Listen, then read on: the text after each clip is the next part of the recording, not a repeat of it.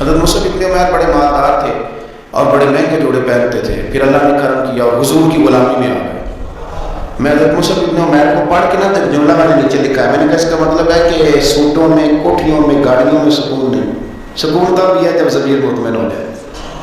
مالدار آدمی تھے پر یہاں پھٹے پرانے کپڑوں میں آ گئے، اس لیے کہ وہاں سب کچھ تھا، دل مطمئن نہیں تھا۔ تو پہلے حبشہ گئے ہجرت کر کے، پھر مکے واپس آئے، نوجوان آدمی، بوڑھا آدمی نہیں، جوان۔ نبی پاک صلی اللہ علیہ وسلم نے ڈیوٹی لگائی، فرمایا مدینے مجھ سے پہلے جاؤ، جا کے تبلیغ کرو۔ یہ وہاں گئے، کسی کے گھر میں، حضرت اسد بن زرارہ رضی اللہ تعالیٰ عنہ کے گھر میں ڈیرا لگایا۔ وہاں بنی ظفر کا ایک گھر تھا کہ حضرت اسد بن زرارہ کا، وہاں تبلیغ کرتے، دین بتاتے۔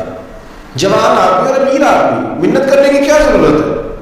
کسی کی منت کرنے کی کیا ضرورت ہے؟ پر دروازے رسول پہ آئے نا، حیدر شاہ اس گلی کدے نہ رولتی، پر ہوتے رولتی رول گئی آئے نا، تو آگے حضور کی بارگاہ سے پیغام لے کے یہاں پہنچ گئے۔ حضرت اسد بن زرارہ کے گھر میں ان کا قیام تھا رضی اللہ عنہ، مسلمان ہو چکے تھے، اور ان کی خالہ کے بیٹے تھے حضرت سعد بن معاذ، جو قبیلہ بنو اشہر کے سربراہ تھے، اپنے قبیلے کے سردار تھے، اور خالہ کے بیٹے تھے۔ وہاں آ گئے حضرت مصعب بن عمیر نے تبلیغ شروع کر دی۔ شروع میں غریب لوگ کلمہ پڑھنے والے تھے، بات ذرا پھیلنے لگی تو حضرت سعد بن معاذ نے خود نہیں کہا، خالہ کے بیٹے تھے، نہ کہا، وہ ناراض نہ ہو۔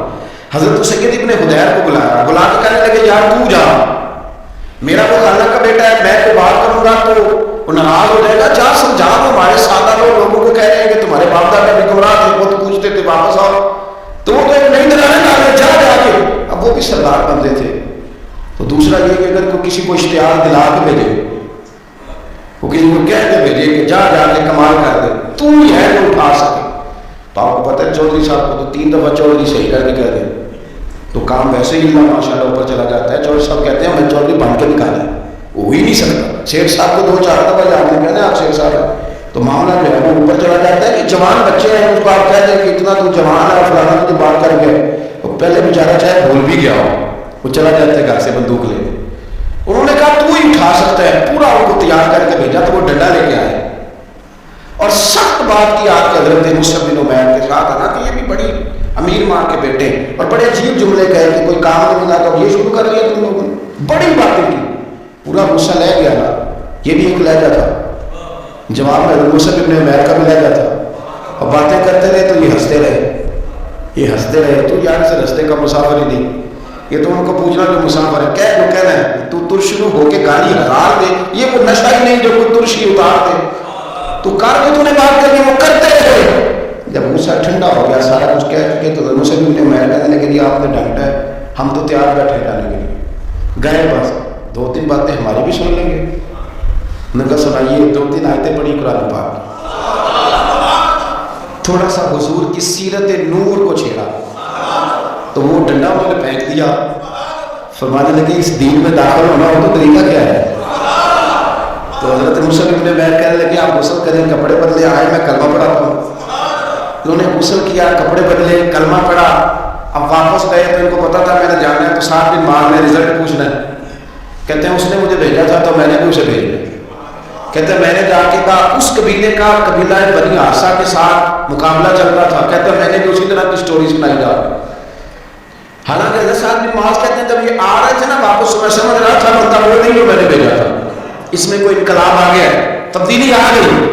آگے کہنے لگے یار تیری وہ خالہ کا بیٹا ہے، میں نے کیا مقابلہ کرنا ہے، وہ تو بنو حارثہ والے بھی لڑ گئے، تمہارا شریکہ بھی لڑائی کر رہا ہے، تو تم جاؤ ان کو بھی منع کرو، اپنے شریکے کو بھی کہو کہ یہ ہمارے گھر کا مسئلہ ہے، آپ کو نمٹ لیں، تم جاؤ۔ کہتے ہیں میں نے کہا اچھا اگر تجھ سے بھی نہیں نہ ہوا تو مجھے ہی دعا کرنے پڑے گی۔ آستینیں چڑھا لی، ڈنڈا پکڑ لیا، کہتے ہیں کہ آپ جا کے جو مجھ سے ہو سکتا تھا میں نے کہا، جب میں پوری طرح کہہ چکا تھا، اب وہاں تو لہجہ بدل چکا تھا۔ حضرت سیدنا مصعب بن عمیر تو طے کر لیا تھا نا، سیکھا تھا نا حضور سے، تو معاملہ بڑا انفرادی تھا، رنگ ہی بڑا انوکھا تھا، کہے پچھلے جو کہہ رہے ہیں۔ اب یہاں تو معاملہ دوسری طرح کا ہوگا، پوری کہتے ہیں میں نے بات کر لی، تو وہ میں نے کہا جاتے ہو کہ نہیں، کہنے لگے جانا ہے، جانا کیوں نہیں، تاری مار اڑانا بابو سے دیکھ کے ہی اٹھا رہا تیار بیٹھے، ہمیں مدینے والے نے کہا تھا حبشہ جاؤ کے گئے تھے، واپس مکے آؤ تو آئے تھے، اب یہاں بھیجا ہے تو تاری مار اڑانا بابو اسی تھے اگے ہی اٹھن ہمارے۔ آپ نے فرمایا جانا تو ہے، اور آپ کہہ رہے ہیں جاؤ تو ہم جاتے ہیں، لڑائی نہیں کرتے، پر 2-3 باتیں ہماری بھی سن لو۔ حضرت صاحب بھی ماذ کہنے لگے سناؤ. تو حضرت مصعب ابن عمیر کا لہجے کا حسن، لہجے کی خوبصورتی. لوگ کہتے ہیں جی آپ کے پاس ایسا کیا ہے؟ تو بھی جواب یہ ہے کچھ تو ایسا ہے نا جو تمہارے پاس نہیں. کچھ تو ایسا ہے نا، تو جاؤ پٹرولو سوچو پتہ کرو، کچھ تو ایسا ہے نا جو تمہارے پاس نہیں ہے. وہ تلاش کرنا چاہیے کہ جو کہیں اور نہیں ہے، اور اگر نہیں تمہارے پاس تو وہ حاصل کرو، پیدا کرو. حضرت سیدنا مصعب ابن عمیر نے 2-3 آیتیں سنائی، حضور کی باتیں سنائی. تو سن کے صحابہ کی باتیں جب لوگ مسلمان ہوتے تھے، پھر سرور عالم کی یارو گفتار کا عالم کیا ہوگا. انہوں نے 2-3 باتیں سنائی تو حضرت صاحب بھی مار بھی مسلمان ہو گئے. اب واپس گئے. ایک قبیلے کے سردار تھے، اور یہ وہ لیڈر تھے جن پر قبیلہ جان دیتا تھا. سارے لیڈر اس طرح کے نہیں ہوتے کہ قوم کا ایک خائن ہے، بددیانت ہے. لیڈر تھے پر قبیلہ جان دیتا تھا.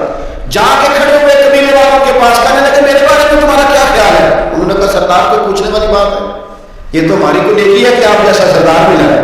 فرمانے لگے مجھ سے پیار کر کے حضرت جی بڑھا.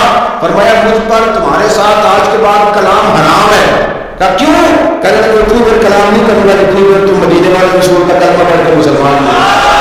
تو حضرت صاحب بن معاذ نے سارا قبیلہ مسلمان کر لیا. حضرت سید ابن حضیر بھی مسلمان ہو گئے، اور اتنا بڑا ماحول بن گیا مدینے میں کہ جہاں 12-13 لوگ کلمہ پڑھتے تھے، 70 لوگ اگلے سال حضور کی بارگاہ میں گئے. حضور اب ہماری جمعیت بن گئی ہے، آپ تشریف لائیں. اگر سارے اس میں کردار دیکھو گے تو حضور کے کرم سے جو لہجہ دیا تھا نا اللہ نے حضرت مصعب ابن عمیر کو، یہ اس لہجے نے، اس کچھ ان کے خلق نے کر لی اور کچھ ان کے پیار نے کر لی. مسخر اس طرح دنیا شہر ابرار نے کر